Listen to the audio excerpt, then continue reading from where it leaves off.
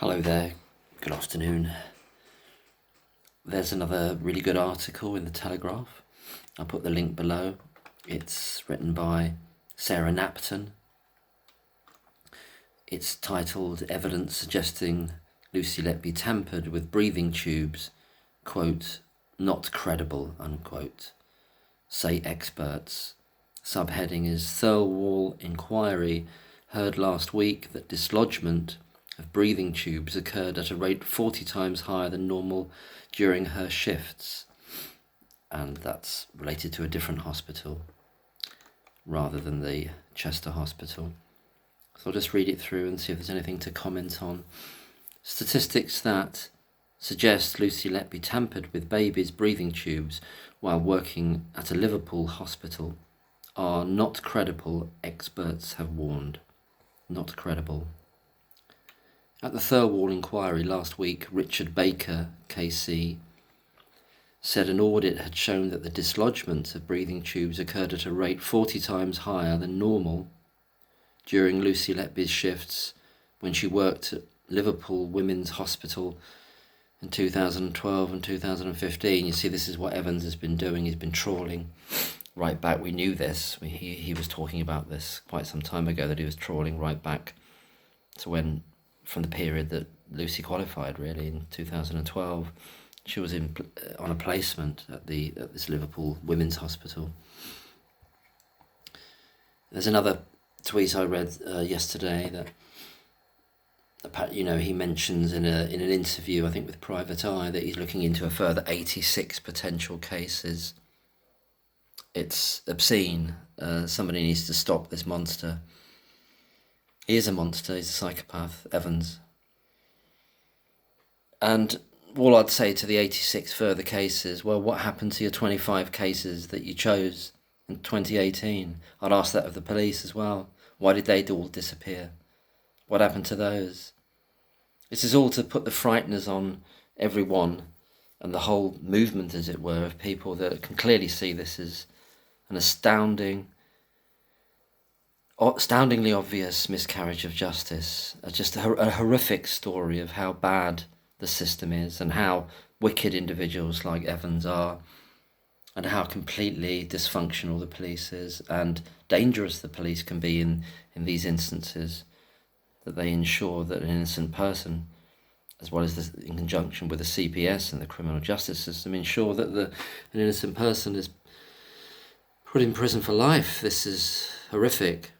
There's so much at stake for the establishment, you might call it, that they're going to fight it tooth and nail. And as we see here with this report, they're trying to throw all kinds of absolute rubbish using the Thirlwall inquiry as a conduit for that, to poison the well further and further and further, to try to get another step ahead of what people are realising is a monstrous miscarriage of justice, just to carry on reading. However, neonatologists and statisticians have written to Lady Justice Thirlwall questioning the data. Will she read it? Will she even take it seriously? Will it be, I don't see anything, I don't hear anything, I don't say anything? I don't know. We'll see, I suppose. In a letter seen by the Telegraph, the experts write, quote, "We do not find the assertion credible." That's the assertion made by that horrific KC character, Richard Baker. "We do not find the assertion credible and are writing to express our deep concerns over the figures presented to the Thirlwall inquiry with regards to extubation rates." Continuation of the quote, "The apparent careless presentation of unsubstantiated and uncorroborated figures is likely to create unnecessary distress and harm and generate additional worry, for example, among parents of babies who are treated at Liverpool Women's Hospital." They don't care about that. They don't care about that. They're desperate now. This is a sign of desperation.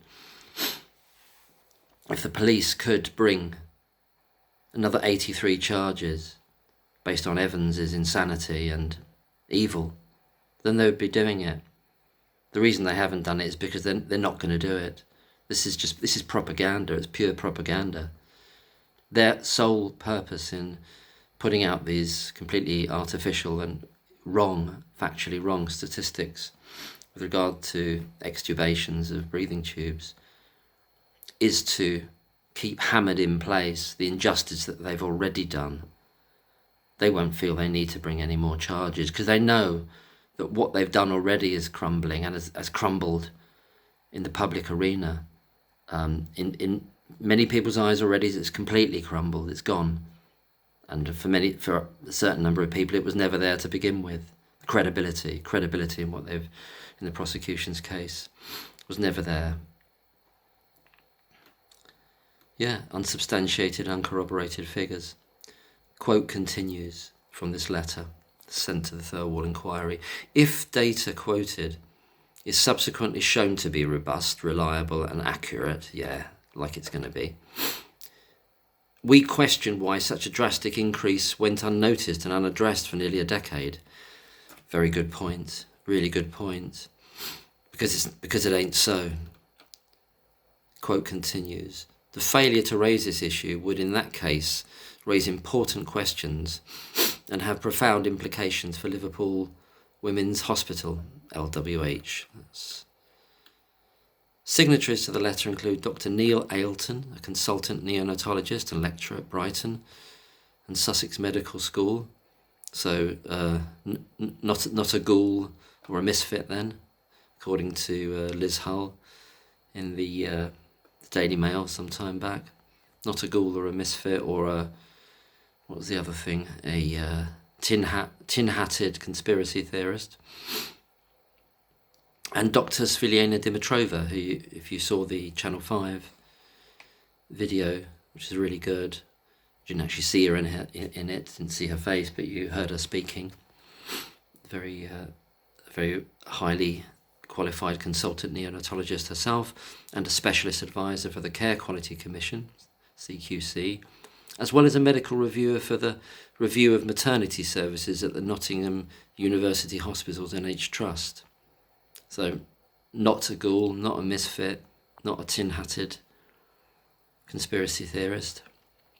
While the inquiry heard, I'm not saying by that people who aren't particularly qualified with those particular backgrounds are any of those things. It's just I'm just mocking the cheap shots that they keep trying to throw, and they do keep trying to throw them, and artificially divide people between people of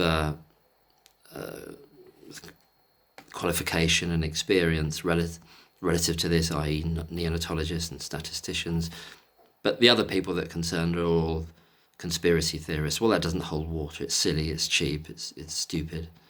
Just got to ignore it. While the inquiry heard that tubes were dislodged on 40% of Lucy Letby's shifts, other scientists have pointed out that there is extensive scientific literature suggesting that breathing tubes can become dislodged in newborns between 1% and 80% of the time. So that's a massive range that obviously surpasses what was meant to or said to have happened there. And I don't believe anything that they've come up with there at all. Got to remember who this is coming through. Who's it coming through? Evans and the Cheshire Police. Evans and the Cheshire Police. Would you trust either of those individuals or organisations to try to look for a lost bus ticket or a lost cat or anything at all? Anything at all? No. So the actual statistics, I can't say that word very easily, statistics, it's between 1% and 80% of the time. Lucy Easthope, Professor in Practice of Risk and Hazard at the University of Durham, also warned that there was a national product recall of breathing tubes for newborns in 2012 because they weren't working effectively, they were extubating. Writing on X, she said, "It is correct to say that there was an inexplicable rise in dislodged neonatal endotracheal tubes in the year that we saw national major product recall in neonatal endotracheal tubes. So it was across the country, because these tubes weren't working effectively, they weren't right. That's why they had to do the product recall. Quote, I expect the inquiry will cover this MHRA alert tomorrow. Well, hopefully. Hopefully that's so that it's reconvening tomorrow then on Tuesday. In August 2023, Lucy Letby, was just a recap here, was convicted of murdering 7 babies. I don't need to read that again. I understand why it's in the article, of course. And then in July, she's found guilty at the retrial. The Thirlwall inquiry, which opened last week, is currently investigating the wider circumstances about what happened at the Countess of Chester. Well, is it though? Not really. So some things are coming out, some very useful things are coming up despite themselves, despite what they're doing. It's revealing a lot of interesting information and helpful information for further down the line. And it says how the deaths might have been prevented, principally by those babies not being sent to Countess of Chester Hospital and going to an effective and properly working level 2 and in some instances a level 3 unit. Then there's a few pictures in the article of the unit itself and outside. In his opening statement, Mr. Baker, KC, said that some of the incidents had involved complications that were in themselves unusual, such as the dislodgement of breathing tubes. Baker's just a mouthpiece for Evans. I mean, when Evans was interviewed by the Daily Mail, when they went to his beautiful home, as they called it, and sitting and having a cup of tea with him in a very convivial way, they weren't completely softballing him, and he was saying, yeah, I'm finding loads more cases, finding loads of them. All the breathing tubes, yeah, because his, he likes to pretend like he's some kind of detective. He's kind of saying, well, she wouldn't have started off, Lucy Letby, doing these things like she had a journey towards doing creating air embolisms and other forms of attack, but she started off on these kind of nursery slopes, as it were, of removing these breathing tubes in a kind of journey towards serial killing and mass murder, really, It's just a fantasy inside his head, inside his sick head. In the same way it was a fantasy inside his sick head that a mother had Munchausen's by proxy, and he got that mum's daughter taken away from her when the daughter was seriously ill, and that's why the mum was trying to get her medical help. That's what kind of person this is. And we've got loads of other evidence, and people are finding more all the time, plus the other judgment where the Court of Appeal judge says his evidence is worthless. I'd go beyond that. Anyway, he added, this is Baker at KC, another creep.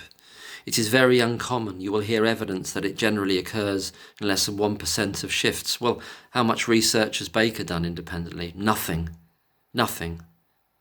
How lazy and arrogant, corrupt. This is a form of corruption. To know that you've not checked that out. It was the riposte came immediately, within hours, within probably minutes. The first tweets were coming saying, you're talking rubbish. This is rubbish. This is a highly paid, allegedly highly trained barrister that must know that A, he's either not even looked into it at all to verify this claim, or even worse, and this is probably quite likely, he does know it's a load of rubbish, and he's trying to see if he can make it fly, to poison the atmosphere further, because he knows that the original prosecution case is being smashed to pieces day on day. He goes on, this character, Baker, he goes on to say, as a side note, you will hear that an audit carried out by Liverpool Women's Hospital, this is just what he's already said, recorded that whilst Lucy Letby was working there, well, she was, so were a lot of other people, and they got this product recall, and the fact that the stats are completely, wildly, absurdly wrong. While Lucy Letby was working there, dislodgement of endotracheal tubes occurred in 40% of shifts that she worked, One may wonder why, close quote. What a slime ball. What a slime ball this creep is. There's a picture of him there on a train platform, all sort of done up like a tailor's dummy and carrying a... You wouldn't believe it. It's like out of central casting. He's carrying a box with F&M written on it, Fortnum and Mason. It's a caricature. These people are caricatures. You can put that image and you can meld it with the corrupt way he's behaving here, and it all fits like a hand in a glove. I'm not saying that everyone who's ever gone to Fortnum and Mason, there's something wrong with them. There's not that. It's just that there's something. There's peacocking. There's the narcissism is there, dripping off them, dripping off these people, as it is throughout so many people involved in this, including Hughes, for example. They're loving it. They're loving their little bit of fame. They're absolutely vile characters. The vast majority of the people involved in this, vile. And the people that have ensured this miscarriage of justice. Okay, so he lives that slimy way. He finishes that off. One may wonder why. Well, you go to him. Well, you've not looked into it, have you? You prat. You've not looked into it at all, have you? To verify whether there's any substance to this. Oh no, I was told by Dr. Evans, the expert. No, you plank. However, a paper at Newcastle University in 2016 found that dislodged breathing tubes were common in premature babies. And so many people on Twitter, nurses, current nurses and doctors and neonatologists, neonatal nurses, keep saying it as well from their own experience. It's happening all the time. So what kind of creep tries to make that fly? To poison this? Maybe it's a fraud anyway, this inquiry, obviously. The fact that they didn't delay it and change the parameters of it means that it's a fraud necessarily. But nonetheless, as I said, some useful information can drip out of it, and is so doing. So, a paper from Newcastle University 2016 found that dislodged breathing tubes were common in premature babies, happening an average of 6 times for infants born at 25 weeks, and there were some very, very, very, very, very premature babies on the indictment, and other babies where there were deaths and crashes as well. So it's an average of 6 times for infants born at 25 weeks and under, and 2 times for preterm babies over 25 weeks gestation. Do you think Evans cares about that? Do you think the Cheshire Police care about that? Do you think they know about it? Evans doesn't know. Doesn't care. Evans doesn't care what he doesn't know, because what he knows is created solely within Evans's world. Like he said a number of times, well, I don't think it's moved on very much, neonatology, even though he's not a neonatologist and never was one. He's given that, he's basically was saying that all along. Oh, well, in the time period since he retired from being a paediatrician, not a neonatologist, 15 years, he said, oh, well, it's not changed much. And people are going, you're talking rubbish. You're talking absolute rubbish, Evans. He was the right person for the job. He was the hatchet man, psychopathic hatchet man. And it goes on to say here, potential causes of the extubations are challenges met when fixating the endotracheal tube to a very small person. Just to interject there, we've got so many instances from the medical notes where we know that these underskilled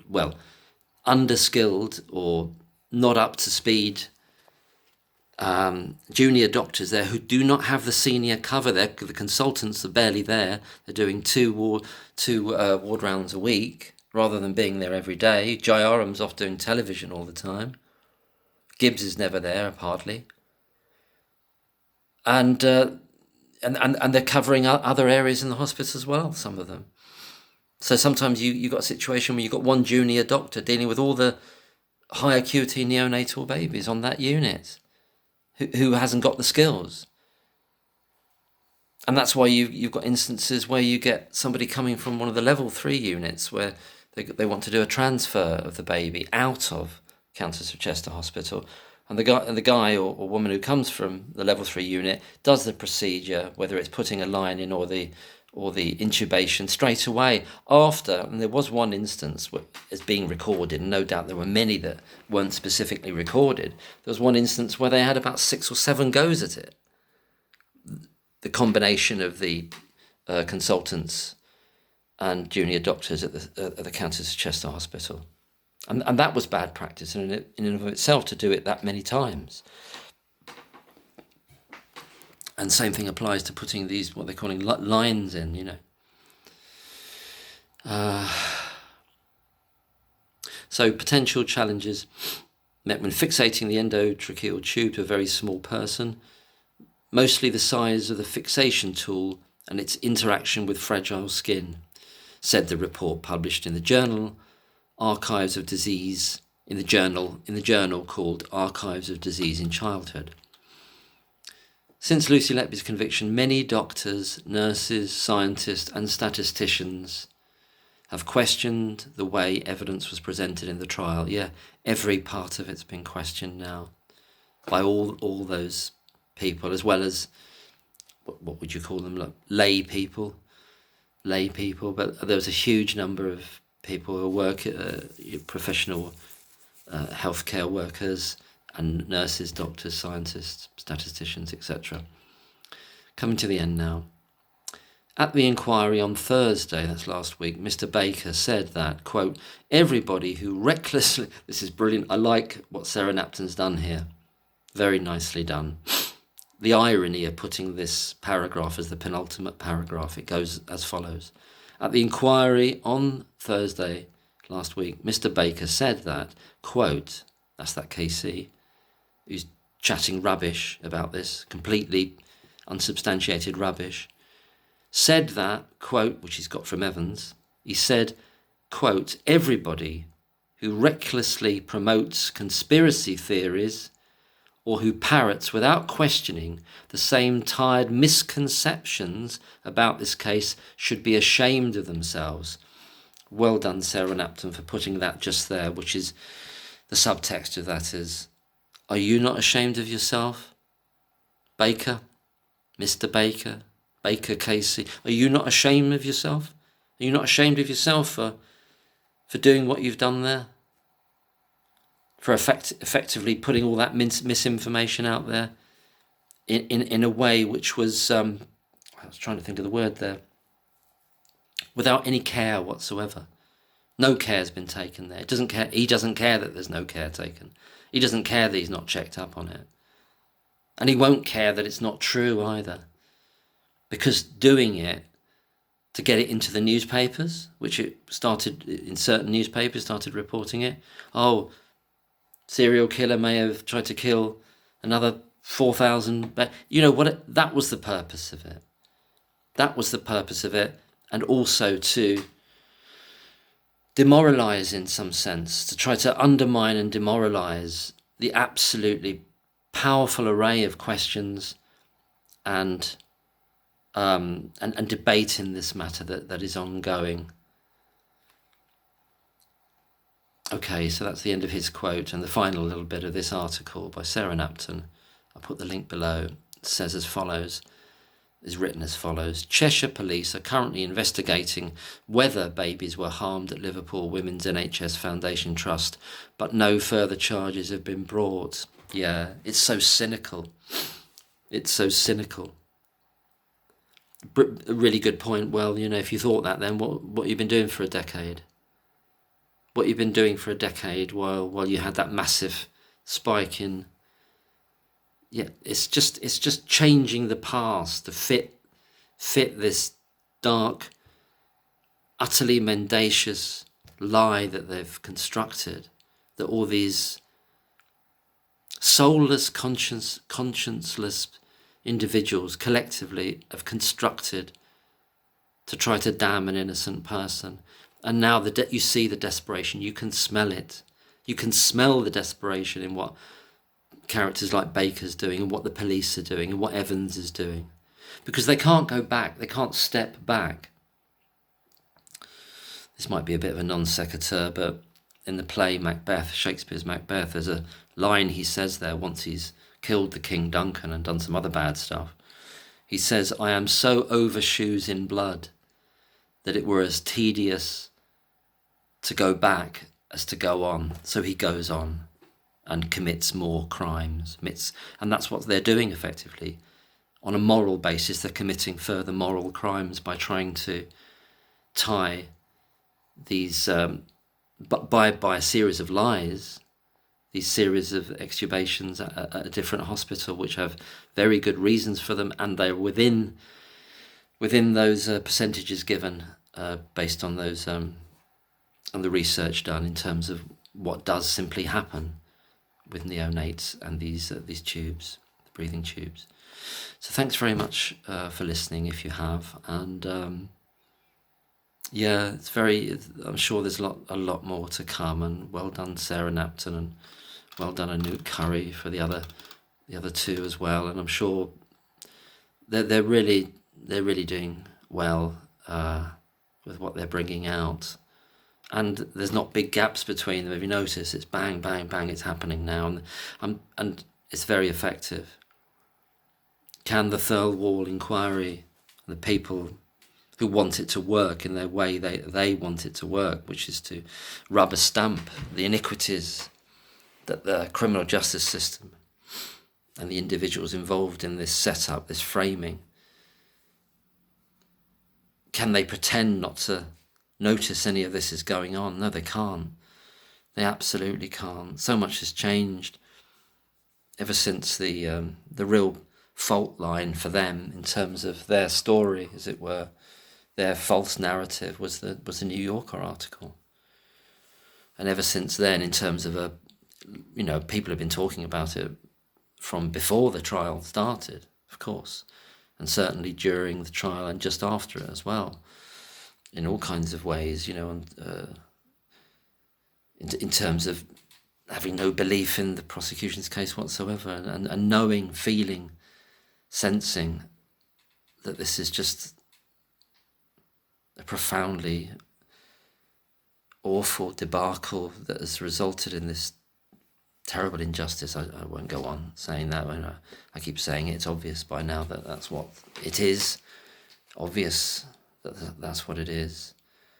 The people that want to hold onto their serial killer story are doing it for reasons that satisfy them psychologically, satisfy them emotionally, and satisfy them monetarily. And that will apply to a whole range of people and institutions and groupings. Thanks very much. All the best. Bye-bye.